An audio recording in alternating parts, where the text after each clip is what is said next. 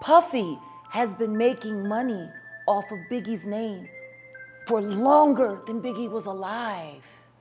People keep forgetting he hadn't turned 25 yet. He was still 24 when he died. It's been over 25 years. Clearly, a Biggie Smalls verse is very valuable. So then what the happened to the commission? What happened to that album? It was recorded. It was being mixed and mastered upon Biggie's death. It was supposed to have came out that summer after Biggie's album because Biggie's album was slated. He died a week and a half before his album came out. Then the commission was supposed to come out, and that was supposed to be his exit from Bad Boy and then starting his own company. Puffy has been making money on that boy's name longer than he lived. It supported all of Bad Boy. That's real, yo. The more money you make, the more problems you get. Close to 26 years ago, Biggie, also known as the Notorious BIG, was murdered. Biggie died on the night of March 9, 1997, and to this date, no one has ever been convicted of his murder. However, new bizarre details linking Diddy to the rapper's death have been revealed. So what actually happened to Biggie? Everyone knows the tragic tale about the Biggie's unsolved murder, but somehow the accounts of events leading up to it have always been blurry. Well, not anymore. A former bodyguard of the Bad Boy record label has revealed that Diddy was making money off of Biggie and that Biggie was planning on leaving the record label weeks before he was murdered. While appearing on DJ Vlad's vlog, Gene Deal claimed that the late rapper made moves to leave Bad Boy for a lucrative deal worth more than $60 million. Deal said he saw Biggie's Bad Boy contract when he had to watch over Diddy's briefcase during a flight. It outlined Biggie's earnings in increments of $250,000, but left publishing income in Puff's possession. When he asked Biggie about it, the rapper allegedly told him about a new deal and all the money he'd make. Puff gave me his briefcase and everything like that. Like, yo, here, like me carry this. Say, all right, I got 5 hours, 6 hours on this thing. Let me see what's in the briefcase. And I seen big contract. And it was talking about, well, you get $250,000, for signing. You're gonna get another $250,000 if the thing go gold. Then you're gonna get this much and you're gonna get that much. And then at the end of the contract, I was skimming through it. At the end of the contract said, we're gonna discuss about you getting your publishing and your marketing back. Right. So I was asking Biggs questions about that because I didn't know what publishing was. I didn't know what marketing was. Although Gene's claims may be hard to verify, they are heavily backed by Biggie's mother, Valletta Wallace, who once discussed how much money he received when he signed on with the label. She wrote about it in her 2005 book, Biggie, Valletta Wallace Remembers Her Son, Christopher, saying, "The truth is, Christopher accepted the illusion of a friend and mentor for about $25,000. That's the amount Puffy lured my son with. That was a lot of money for Christopher back then as a 19-year-old. He had never seen that much at one time in his life. It was enough money to make my son believe that Puffy was ready to do anything for him. It was enough to buy a blind love and loyalty." In his interview with DJ Vlad, Gene also talked about Diddy prioritizing making money over anything else. He claimed that Diddy stated he didn't care if Tupac and Biggie died, keeping in mind that that was months before their deaths. Deal talked about the situation that occurred after the Soul Train Awards, where Diddy became upset after he overheard him telling the other bodyguards that he ran from death row. He revealed that Diddy said his priority was being a businessman and making money.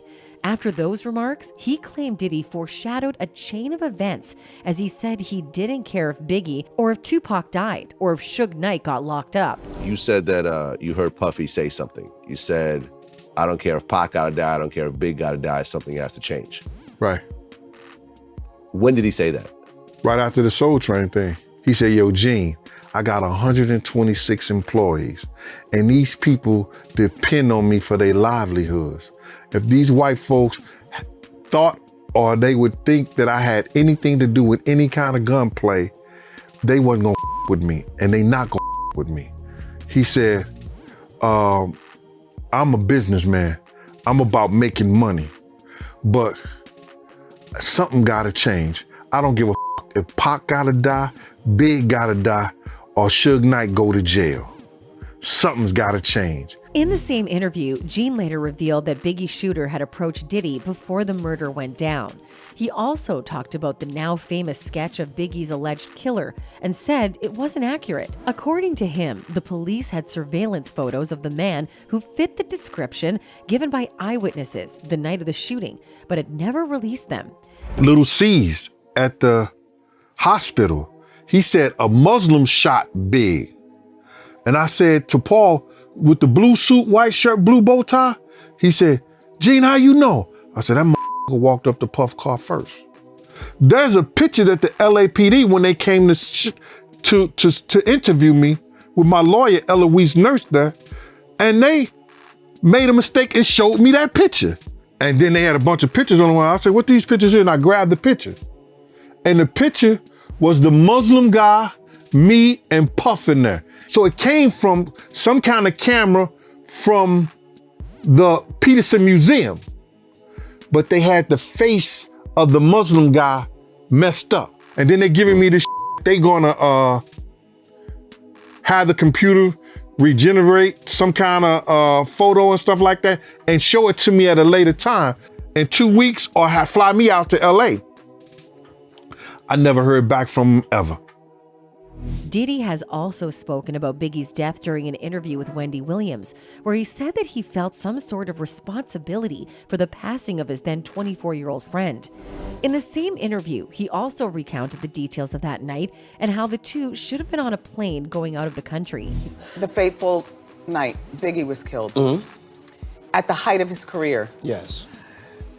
Do you ever feel responsible in any way, I think I always feel some sort of, responsibility because he was supposed to go to London that night. And, I let him talk me into, not going to London and staying in LA. Diddy's claims of Biggie being the one who wanted to remain in Los Angeles were refuted by Bad Boys record former president Kirk Burroughs, who instead said that Diddy was the one who asked them to remain in LA instead of going to London. You have a budget for everything that you do.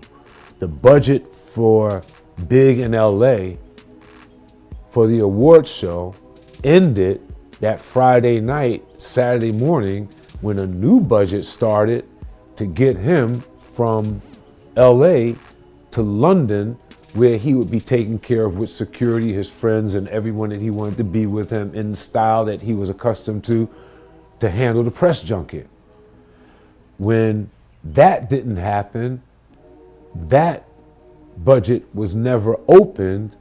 The budget for LA ended, and there was a great need for security that Saturday night, and he was out without that security.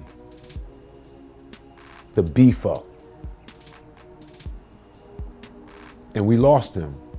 Gene's claims about Diddy's involvement in Biggie's death have been an eye-opener for many people. In fact, fans have pointed out how Gene's record of events that led to Biggie's death has always been the same. Stories never changed after all these years. This man is telling the truth, one fan wrote. I'm glad Gene exposing these truths Big and Puff wasn't as tight as Puff made them out to be. Their relationship was CEO and artist, that's it, a second fan added. While a third one wrote, I'm so glad he said this. I've been saying it for years and Biggie fans didn't want to hear it. That man was leaving Bad Boy and did not rock with Diddy in his last days. That's why Puff forced him to LA and got him hit up. He knew his cash cow was leaving. The rap game would look a lot different if Pac and Biggie didn't die in 96 and 97. The theories concerning Biggie's untimely death, though not verified, have always had one thing in common: Diddy's involvement. Another theory, which has resurfaced, suggests that Biggie was killed by mistake and that Diddy was the intended target. Leaked FBI documents revealed Diddy had received multiple death threats, and a security guard confronted a man who had approached Diddy's car just moments before the shooting. Both rappers have been waiting for cars to pick them up outside the Peterson Automotive Museum in LA after an after party. The pair both got into the front passenger seat of their respective green SUVs. Diddy's security guard told his driver to run a red light rather than stop at a junction, knowing they wouldn't have been safe to sit at the lights. Biggie's driver, however, didn't follow suit, and they sat at the lights for around a minute. What followed was a dark Chevy Impala pulling up alongside the rapper in his green GMC Suburban and opened fire on the vehicle. Despite being rushed to nearby Cedars-Sinai Medical Center for emergency surgery, Notorious B.I.G. succumbed to his catastrophic injuries and was pronounced dead at 1:15 a.m.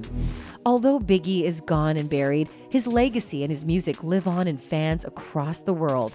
He will forever be remembered by his beloved fans as one of the best rappers of his time, and his music is still popular today. That's it for today's video, folks. Bye.